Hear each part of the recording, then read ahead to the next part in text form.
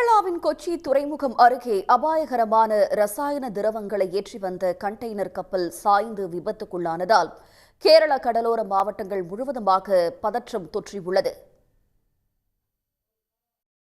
திருவனந்தபுரம் அடுத்த விழிஞம் துறைமுகத்தில் இருந்து கொச்சி துறைமுகத்திற்கு ரசாயன கண்டெய்னர்களை ஏற்றிக்கொண்டு வெள்ளியன்று மாலை சரக்கு கப்பல் ஒன்று சென்றது. எம்எஸ்சி எல்சாத்ரி என்ற இந்த கப்பலில் அபாயகரமான ரசாயன கண்டெய்னர்கள் இருந்தன. கொச்சி துறைமுகத்திற்கு 38 நாட்டிகல் மைல் அருகே வந்தபோது எதிர்பாராத விதமாக அந்த கப்பல் சாய்ந்தது.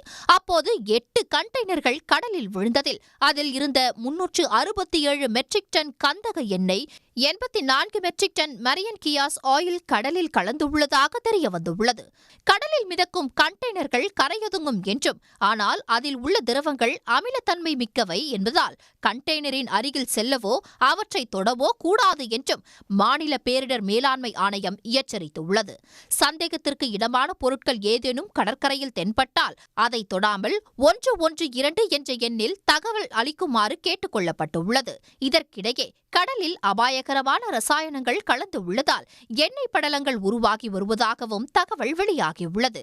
கப்பல் மீண்டும் பழைய நிலைக்கு வருமா கவிழுமா என்ற அச்சமும் ஏற்பட்டு உள்ளதால் கேரளாவின் கடலோர மாவட்ட மக்கள் பீதியடைந்துள்ளனர். உடனுக்குடன் செய்திகளை தெரிந்து கொள்ள சன் நியூஸ் பெல் ஐகானை கிளிக் பண்ணுங்க.